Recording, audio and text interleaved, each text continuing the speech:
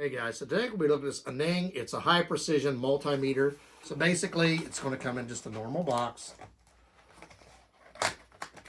This is my first time seeing it. So we're going to see what it has. It has an instruction booklet in English, and there's one in another language. And it looks like it's about 5 pages long. You're going to see it comes with 2 batteries. It will come with a set of leads right here. Now, it doesn't have back probes, so if you need back probes, you'll have to order those separately. And it will be covered in this plastic that you will have to. So basically, you're just going to take this cover off the back. It takes a small, I have a precision Phillips screwdriver. And then you will remove this. Now mine is stuck, so what I end up doing is I'm just going to take the screwdriver and just pop that out. Comes right out. Make sure you put your batteries in correct. There is a diagram inside that tells you how the batteries go. It will come with the batteries. And also, there is a slide right here. You want to make sure that you don't knock this out. If you do, it just snaps back in, but this is supposed to stay in there. Then you will just put this paste back in and reinstall your screw. Now you're going to notice this has a spot for your leads right here. There's a plug in right here where you can put them in, slide them through into here so that they stay inside your multimeter at all times. I'll put mine back in the box so I won't need that, but it's there. And you're also going to notice the slide that I told you about a while ago is so that you can have this sitting like this while you're working on it. When you're working on something that's sitting like this or wherever, sometimes it's difficult to read it. So this piece I told you to be careful doesn't pop out. That's what that's for, so you can sit here. So you get your first look at it right here. You got your ohms, amps, volts. There you go. So we're going to try turning it on. Testing it out for the first time. So basically, here's your on. You can check these. Comes on. Down here will be your battery test. So I do have some batteries that we will be testing here soon. I brought some in here. I bought some fuses, some different batteries. So we'll use this to test this here in a few minutes. You're going to see the decimal point moves based on where you want it.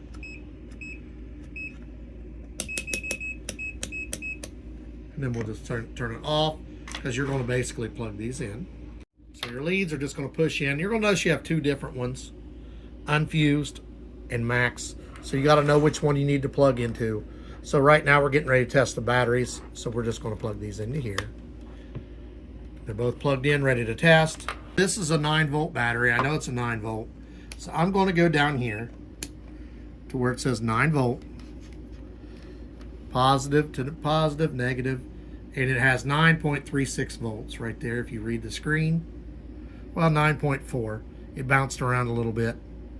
You notice it doesn't hurt anything if you get them backwards. It's going to show a negative number, see? It'll be negative. That's how you know you got them wrong. So just flip them around. Make sure you got them right, and you'll have a positive number.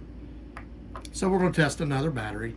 Now, I'm not sure how this will work if I leave it on 9-volt because this is a 1.5 volt. So we're going to try that. It shouldn't hurt anything. So we have a AAA battery right here. So we're going to test. Ready? Okay, so I have it on 9 volts still right here. If you look right there, it still says 9 volts. This is not a 9-volt battery. So we're going to test and see what it does. 1.59. So it'll still read even if you don't have it on the one. I'm going to set it on the right one. 1.5. I didn't figure it would hurt anything. Sometimes it's difficult to hold these. You might have to hold it in your hand.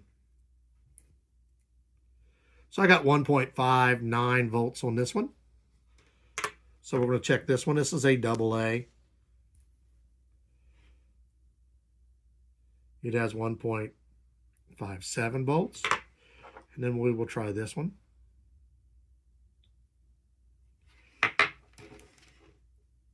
It's also a rechargeable AA. So you see it doesn't have a full charge. We have been using it. So I just wanted to show you, it does read. So these were full. They were brand new.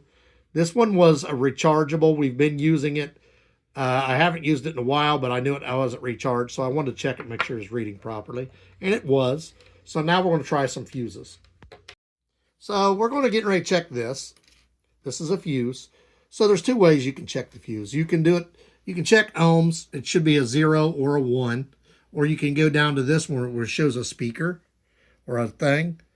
So we're going to do it both ways. We're going to check this fuse. I know for a fact this fuse is good. So I'm going to want a 0 or a 1 reading. And I have a 0. Or I can turn it down here to the noise. And it should be. There you go. So that's telling you that you have good contact. If you look inside this fuse, right in there, you're going to see the circuit. It's not broken and it's not burnt. So you know that's a good fuse. So you can check it that way. You want to hear, if you have it set on the beep, you want to hear the beep. If you have it set on the ohms, you want a 0 or a 1. So it's a 0.6. So we know that it's a good fuse. So that's two different ways to test it. And you're going to notice if you go to the 600 volts, because we're going to show you, we're going to check a outlet. That is going to probably be the same as the battery because we don't have 200 volts. We're going to be checking 120. But all these should work. Any of them should work on this meter, what we're checking. So we're getting ready to go on here. We're going to set it on 200 when we go to do it, and we will check. Now, if you want to do a quick select, you're going to look. It has DC. You can just hit the select button. It'll switch from AC to DC for you. You'll just see the indicator telling you that it did work. And if you hold it, you'll see, switch it from AC. Switches, see? Got it up there, adds to hertz. Take the hertz on and off. So that's what these quick buttons are for. You can switch it to hertz, AC to DC. And then all your other settings are going to be done back here. And if you have something that's unfused, but a max of 10 amps, you just switch this from this side to this side. So basically it's going to, but that's for something that's unfused to check it. Most of the time you're going to be using this side. That's why it has all the symbols here. So if you're also going to be doing, let's say you're going to be using something to test and you need long ones, you need to get back probes. The back probes will just slide on the tip of here, and what it does is it extends the length of these. Let's say you want to put it into an outlet. You would put the back probe on it and then just go inside, check your things. There are different symbols right here. They'll tell you right here. That is a symbol for AC. For people who don't know, DC direct, AC or DC. Your battery, safety information, dangerous voltage may be present, earth ground, your fuse, and your conforms to European Union device. Directive, excuse me. So this doesn't have a whole lot of directions other than what we've showed you. We got your screen, you got your switch AC to DC, you can switch on your hertz. Most of the stuff is done with this one. We showed you how to check the batteries, fuses, things like that.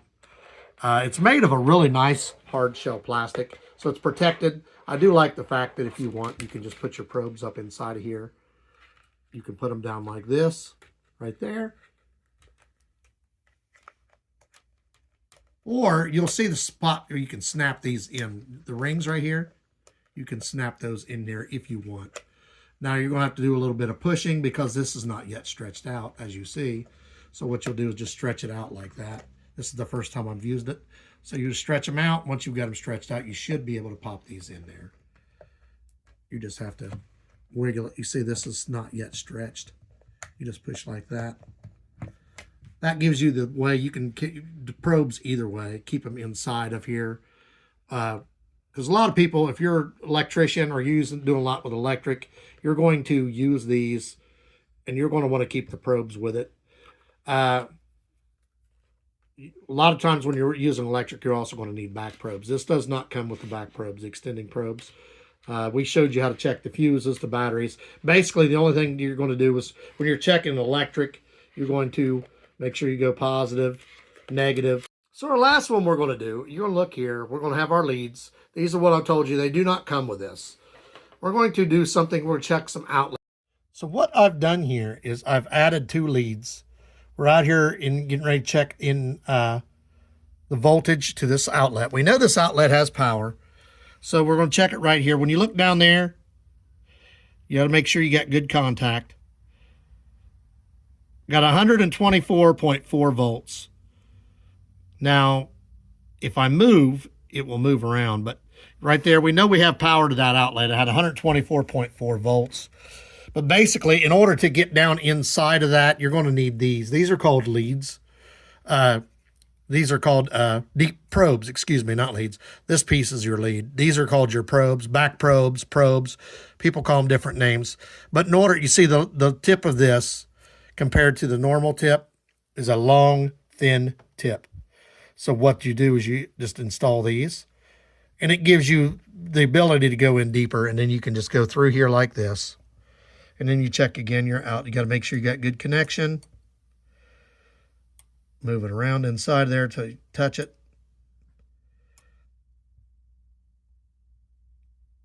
It moved. There, 124.5 volts. So we know we got power. That's basically how you're going to use it to check anything. But we just used it to show you how to check the voltage. Multimeter, so made by ANENG. So basically, it's easy to use, user-friendly, lightweight. Just got to remember that in order to use these the first couple times, you're going to have to stretch these. But they're very pliable, like a rubber. So once you start using these, you'll be able to get your probes in there with no problem. If you want to do electrical, you might need back probes, unless you want to take the covers off of everything and check it that way. It's easier if you have back probes. They are not included.